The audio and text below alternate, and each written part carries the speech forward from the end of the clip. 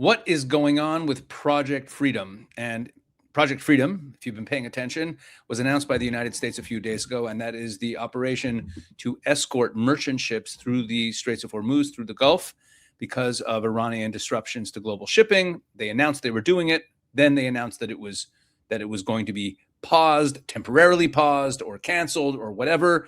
And then we have reporting from today in the Wall Street Journal that it's back on. We're going to unpack what took place here and what I think it all means, where the pressure was coming from, and we're going to get into all of it in this video. So let's get right to it. So we saw this headline: Saudi pressure forced U.S. to halt Hormuz escort mission. Report: during the U.S.'s Operation Epic Fury against Iran before ongoing temporary U.S.-Iran ceasefire, Saudi Arabia allowed the U.S. to fly aircraft from the Prince Sultan Air Base. And what does it say here?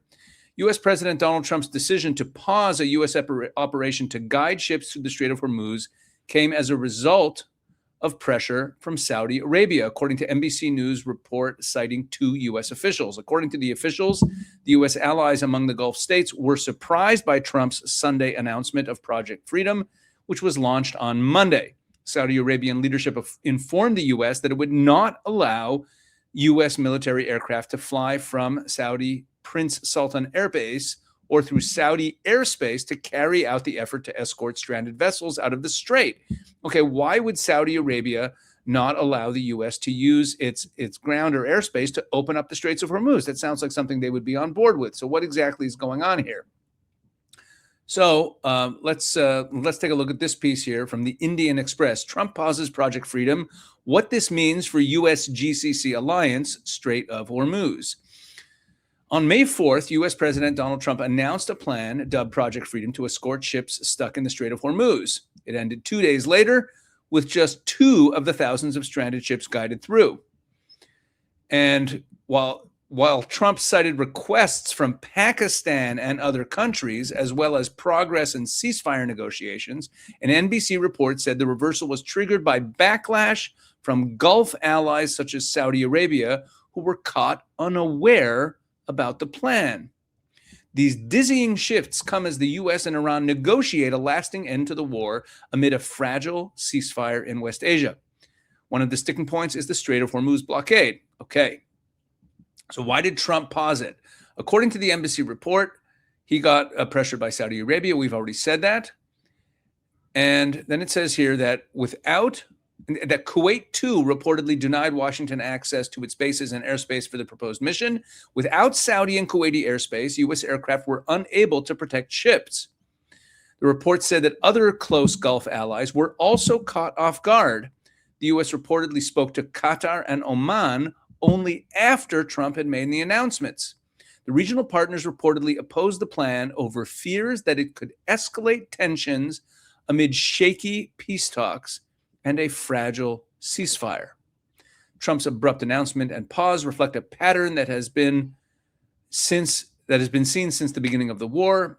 He has frequently not consulted his Gulf allies before making decisions or has acted contrary to their advice. But why wouldn't they want this to go forward? Even if they weren't aware of it, you'd think that they would want the Straits of Hormuz to be opened and the U.S. protecting the Straits of Hormuz and using their space as cover would be a good idea. But the crucial difference here, the article goes on, the crucial difference here is that Project Freedom was announced after the UAE quit OPEC, quit the Organization of Petroleum Exporting Countries, splitting the Gulf in the middle. And this was pointed out by Bashir Ali Abbas, Senior Research Associate at the Council for Strategic and Defense Research. So what does UAE leaving OPEC have to do with being opposed to this? Significantly, the UAE appeared aligned with the plan, and seemingly in response, Iran attacked the UAE's major oil industry in Fujairah. So in other words, what they're implying here is that when the other Gulf states saw that the UAE, who was supportive of the plan, got attacked, they worried that this would escalate attacks against them. Are they so afraid of any Iranian attacks on them after everything that's gone on with the U.S. in there to ostensibly protect them? Are they so worried that they don't want to be part of opening up the Straits of Hormuz? What is really behind all of this? The article goes on and says that Iran's response to the US-Israeli war has affected Gulf countries to varying degrees. The worst hit has been the UAE. The war initially brought together the two rival power players in the region, the Saudis and the UAE, just weeks after tension over Yemen reached a boiling point. UAE and Saudi Arabia have tensions in Yemen. They back rival factions, both of whom oppose the Houthis. But they have tensions down there. I've made videos about that. We're not going to get into that here. But basically, the UAE and Saudi Arabia, we tend to think of them as allies, as closely associated, but they're not. And that had to do with the OPEC exit. The UAE's exit from OPEC has once and for all ended any perception of the GCC as a monolith, meaning as united, especially in terms of their relationship with the US. Okay, let me get into this much more deeply. What exactly happened here? So there's a fantastic article in The Week. The Week is an Indian publication, very reliable, very high-level analysis of geopolitics. So Gulf states question U.S. reliability after Iran attacks, seek new security guarantees. This is what is really happening. If you're wondering, and this is what this video is about, if you're wondering why are these Gulf states, why did they slam on the brakes on Project Freedom? Even if they didn't know about it, maybe the announcement and the rollout was a little bit sloppy, but you would still think that it's a good thing, right? Have the Americans come in, protect traffic through the Straits of Hormuz, right? They're all being attacked by Iran earlier in the war. You'd think that they'd all be in favor. Why did they do it? So look at this piece, fascinating piece. We're going to go through this, and I will stop at various points and explain.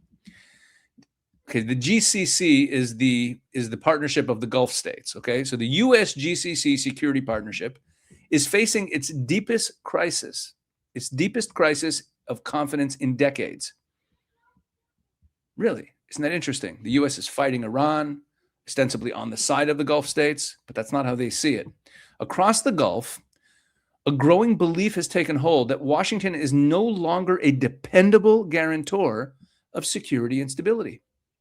That rupture widened dramatically after Iran launched waves of ballistic and cruise missile attacks on Emirati targets, including a Fujairah oil facility on May 4th and 5th. I made a video about that. Rather than retaliating, the United States suspended Project Freedom, a military operation designed to counter Iran's chokehold over the Strait of Hormuz, and pivoted towards negotiations with Tehran. So understand what just happened here. The United States implements this Project Freedom. They announce it. Iran retaliates by launching missiles and drones at the UAE. That happened a few days ago. You might remember that. If you don't, go back and watch my video about it. And the United States' reaction was not to retaliate against Iran. Rather, the United States suspended Project Freedom and basically said, "Oh, this is a minor issue," or they didn't really respond to the attacks on the UAE. And this was expressed really well in a tweet. Here, let me move this over here. Check out this tweet from Ayman Dean. Ayman Dean is an interesting guy. He was an undercover agent in Al-Qaeda for many years. He lives in Abu Dhabi, and he's a pretty well-respected analyst of the Middle East. Look what he writes here. Having spoken to a senior Saudi official about the NBC article regarding Project Freedom, I honestly think that the article, meaning the NBC article, completely misunderstood what actually happened, because it was written almost entirely from a U.S. perspective rather than from a GCC perspective. He says they were not blindsided by Project Freedom. They knew about it beforehand, roughly half a day before. Their airspace was open. The facilities were available. Nobody objected. There was broad support for it because, at least publicly, Project Freedom was supposed to be a limited humanitarian security operation aimed at relieving the 22,000 sailors trapped around Hormuz, because there's all these ships that are stuck there, and allowing shipping lanes to breathe again. No one in the GCC had a problem with that. But here's the issue. And this is the part that the NBC article missed. If you're asking GCC countries to participate in such an operation, then you need to be upfront about the rules of engagement from day one. You can't say, please open your skies and bases, expose your energy infrastructure, only for everyone to discover afterwards that the actual American policy was apparently, oh, by the way, if Iran attacks you with ballistic missiles, cruise missiles, and drones in several waves, we still won't retaliate because Donald Trump is busy chasing a deal. And that's exactly what shocked the Saudis, not the Iranian attack itself. The UAE and the GCC expected retaliation. This is Iran. Nobody in the Gulf is naive about that. The shock came from the American reaction afterwards. Okay, that is, so that's his take on this. And that's what this article is basically saying, that the Gulf states looked at these attacks on the UAE by Iran, and that's what gave, and they saw that the United States did nothing to defend the UAE against these attacks. And that's what made them realize that maybe the U.S. is not so reliable. For many Gulf leaders, the decision felt like abandonment. Privately, several leaders accused Washington of sacrificing Gulf security to protect Israel and avoid risks to American forces. But the anger was not simply about one military decision. It reflected something much deeper, an accumulated frustration with the fundamental nature of the U.S.-Gulf relationship itself. The informal U.S.-Gulf-Israel security architecture, U.S.-Gulf-Israel, because it's been informal, there's been a lot of cooperation over the last few years. This relationship functioned somewhat smoothly for nearly 4 decades, with the GCC states hosting major American bases and working closely with Washington. At the same time, they've been careful to avoid the appearance of a formal alliance in order to forestall any domestic backlash. In other words, they have large, of course, Muslim populations, and the Muslim populace in these countries, even if at the leadership level they're making agreements with the Americans and the Israelis and they're working together behind the scenes, if they would make that formal, they could have domestic backlash because their populations do not want normalization with Israel. The ongoing Iran war has exposed the fragility of this model as the Gulf states, especially the UAE, are finding themselves in the crosshairs of Tehran's retaliation. Washington, they believe, is not stepping up to defend them sufficiently. Gulf leaders are now openly questioning whether such an arrangement remains politically or strategically viable. Amazing. That sense of vulnerability has steadily turned to resentment. Gulf governments increasingly believe they're expected to carry disproportionate risks without receiving corresponding guarantees or meaningful consultation. Many officials argue, with some justification, that they are more invested in preserving the alliance than Washington itself appears to be. Now, Gulf states are not blind to a difficult reality, however. No other power currently possesses the capacity to replace the American security umbrella, particularly in areas such as missile defense, intelligence, coordination, naval protection, and extended deterrence.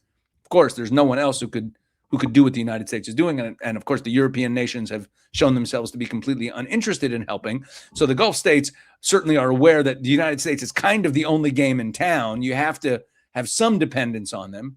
Yet even as they acknowledge this dependence, Gulf capitals are quietly recalibrating their exposure and preparing alternatives. What does that mean? What this means is that they look at the situation, they say, look, the U.S. is really the only big, powerful game in town, but they're not reliable. So we still need them, and we still need to have a good relationship with them, and we need them to do whatever they can do on our behalf, but we can't put all our eggs in one basket because look how unreliable they are. You know, Israel's been dealing with the same thing in some way. Like Israel has this wonderful relationship with the United States, but at the same time, there's the U.S., you know, in bed with Erdogan and Turkey in how he deals with Syria and propping up this al-Julani guy who's massacring minorities in Syria, but also is an ISIS Al-Qaeda alumnus who's empowering jihadist groups, and the way the United States handles its relationship to Qatar, who's an arch enemy of Israel and spreads anti-Israel influence operations all over the world, and is the main backer of the Muslim Brotherhood and all of its networks around the world that threaten Israel. And of course, Donald Trump's not the only person who's ever president. And during the Biden administration, Israel started recalibrating and looking for other partners. Started building up a better relationship with Russia and with China, which I wasn't thrilled with, but you know, you have to hedge. So the Gulf states are seeing that the United States might not be such a reliable partner. So the result is, back to the article, is an aggressive hedging strategy playing out across the region. Gulf governments are diversifying their defense relationships. acquiring European radar systems, partnering with Ukraine on anti-drone technologies, and channeling increasing investment into European defense industries. Financial diversification is accelerating too, with discussions underway about reducing reliance on dollar-based settlements.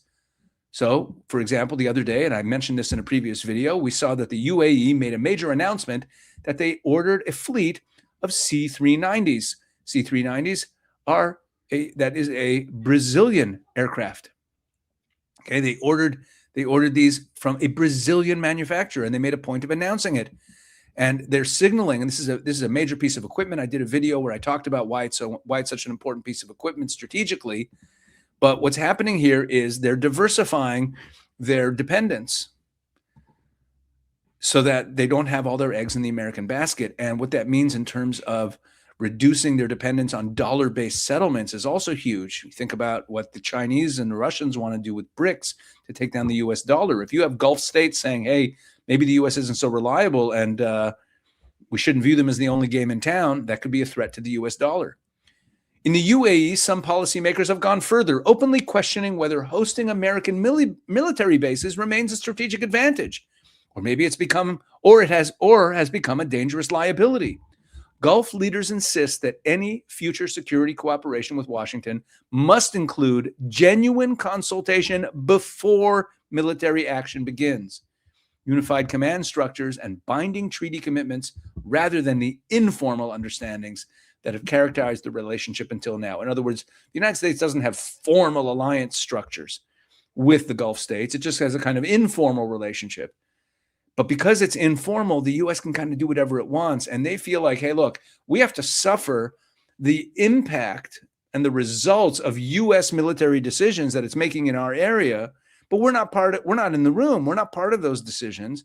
And then when we suffer those consequences, like the UAE just did, the United States isn't stepping up to defend us because Trump wants his deal, as Ayman Dean pointed out.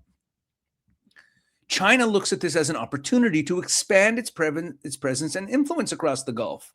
As confidence in America declines, China is steadily cultivating partnerships with Saudi Arabia, Iran, the UAE, and Israel, but without the encumbrances of a formal alliance system. Chinese technology firms are embedding themselves deeply in Gulf infrastructure through 5G networks, artificial intelligence partnerships, digital payment systems, creating long-term technological dependencies that will prove difficult to unwind. The Chinese know how to manipulate. They know how to take advantage of the situation. But from the standpoint of the Gulf states and Israel's mentioned here as well. And I mentioned that this is not about a response to Trump. Israel's very happy with the Trump administration, although, again, you have to hedge. You have to be more independent. This also plays into why Netanyahu, Prime Minister Netanyahu, has announced recently, repeatedly, his desire to wind down U.S. aid to Israel, not because of Trump, but because of what's happened. You see that the U.S. has all kinds of leverage in Israel's decision-making. You saw it during the Biden time after October 7th, all the leverage that the U.S. has in Israel's decision-making. All across the region, there are states that are looking at the United States and saying, okay, we need to diversify, we need to hedge, we need to have other reliances so that we don't have all our eggs in the American basket because they may not be so reliable. I'm jumping ahead a little, skip a couple lines. Some analysts are also pointing to the emergence of a new informal regional grouping involving Egypt, Pakistan, Saudi Arabia, and Turkey. That's not good. Driven by worries about regional instability, the economic consequences of the ongoing war, and concerns about Israel's aggressive military posture. You see, what you have here in Egypt, Pakistan, Saudi Arabia, and Turkey is the new Sunni power structure being built. These are all formidable countries, each in their own way. Egypt is a collapsing, failed state, but it's a massive population. It's the largest population in the area. And then you have Pakistan, which is a nuclear a country. You have Saudi Arabia. You have Turkey. These are all powerhouses. And they're starting to band together as a Sunni alliance. And notice the UAE is not part of that. One concrete outcome has already materialized in the form of a landmark Saudi-Pakistan defense pact designed to strengthen deterrence and deepen strategic cooperation between Riyadh and the nuclear-armed South Asian power, although a whole lot of good that did Saudi Arabia when Iran attacked them. Even as Gulf states search for new alignments, divisions within the GCC remain considerable. Publicly, the organization continues to project unity, insisting that an attack on one member constitutes an attack on all. But in practice, member states pursue sharply different strategies. The UAE has moved closer to Israel on security matters, reportedly received an Iron Dome air defense system during the conflict. Oman and Qatar, by contrast, on the other hand, they continue to prioritize diplomacy and mediation with Tehran. So they're not all on the same page. And then it talks about how Iran is exploiting this and trying to emphasize the fact that the U.S. is not a reliable partner. And finally, it ends, the consequences are unmistakable. The old regional order, built around unquestioned American primacy, is eroding. Gulf states are no longer willing to rely exclusively on Washington without demanding structural changes to the partnership. But then you have this story today that the U.S. weighs reviving the Hormuz Project Freedom as Saudi Arabia and Kuwait reopen military access. The move removes a significant obstacle for Trump's effort to secure commercial shipping routes through the Strait of Hormuz, according to the Wall Street Journal. Saudi Arabia and Kuwait have lifted restrictions. This was just today. They have lifted restrictions on the U.S. military's use of their bases and airspace that were imposed after the launch of the American operation aimed at reopening the Straits of Hormuz. So the Wall Street Journal reported that the Trump administration is preparing to restart the escort operations. It had been paused after operating for only 36 hours. Pentagon planners are now assessing timelines for resuming the operation. And it just talks about how this removes an obstacle and now they can do it. It doesn't say why they reversed course, but obviously there was some kind of concession that was extracted. We haven't seen full reporting on why it is. But what I wanted you to really get out of this video, what I want to really emphasize here is why this Project Freedom was halted. It's not because they were blindsided. If they liked it, if they're in favor of it, if it's good for them, even if they were blindsided, they would have kept quiet about that. And as Ayman Dean pointed out, they weren't blindsided. The United States, the Americans aren't bumbling idiots. Of course, they're going to tell the Saudis in advance that they're doing this. Of course, they're going to tell the Kuwaitis. They need their airspace. They need what they're doing. They weren't blindsided by the decision to do this operation. What they were blindsided by was the lack of American response when the UAE was attacked once this began, once the Project Freedom began. And that was just one more example, as far as they're concerned, of the United States seeming to be more interested in cutting a deal with the Iranians than protecting them.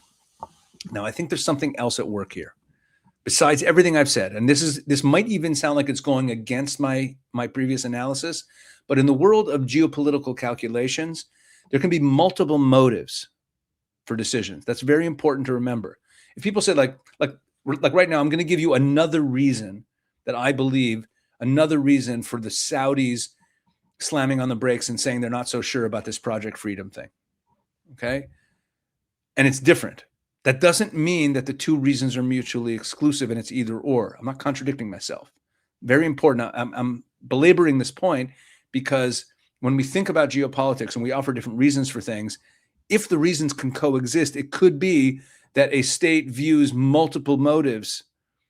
It has multiple motives for a decision and they're all there. Okay, before I go on, just please make sure that you're subscribed to this channel, that you share it with other people. Make sure that you go into the description of this video, look for the link to sign up for the newsletter at Israel 365 Action and Israel 365 News.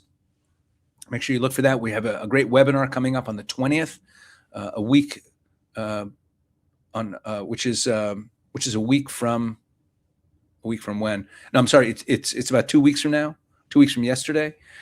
We have a great webinar coming up. We're all about the whole question of the America First movement and Israel. It's going to be great.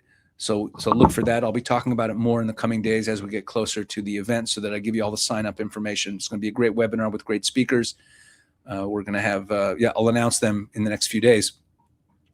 But please make sure you're subscribed to this channel and to the Israel 365 News YouTube channel as well. Okay, so here is what I believe is, let's say, an additional reason that the Saudis and the Kuwaitis were not so sure about this Project Freedom thing. I mean, it all comes back to this issue of not trusting American security guarantees, which is these guys are not so sure about the Iranian regime falling. The moves that the U.S. is making to try to cut a deal with the remaining mobsters at the top of the Iranian regime worry everyone in the region. They worry everybody in the region.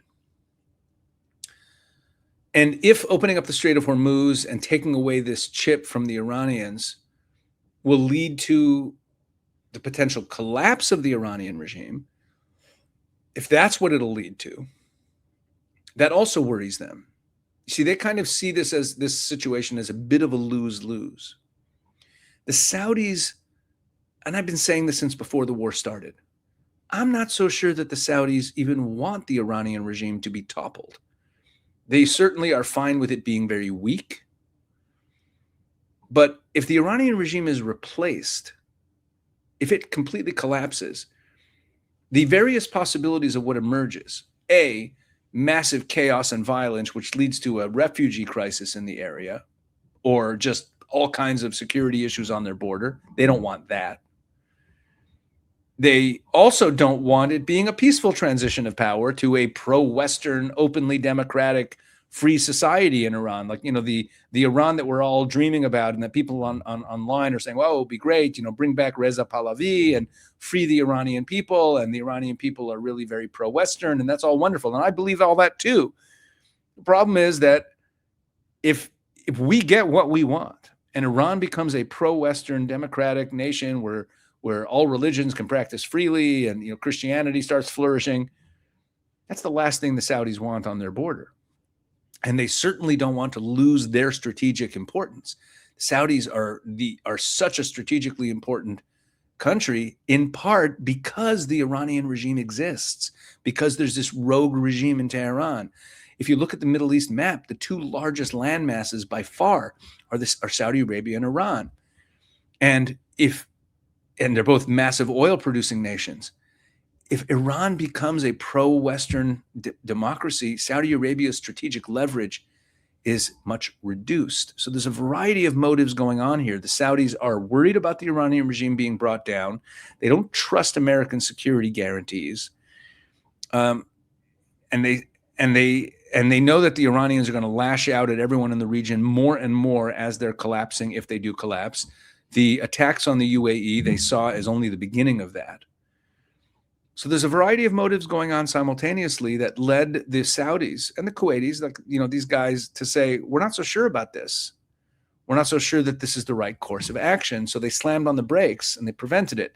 Now, again, a few hours ago, it was announced in the Wall Street Journal that they're now going to ramp it up again, and they've now given permission, and we'll see what that means. We have to wait for some more statements to be made. Let's see what the Americans actually say when they step up to the mics later on today.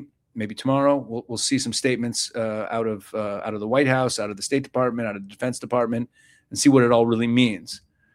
But I wanted to use this situation as a way of pulling off the lid and showing you some of the internal dynamics going on in the Middle East, and how it's not all rosy in terms of how everyone, even the enemies of Iran, are viewing American actions. And the UAE is the most interesting player here.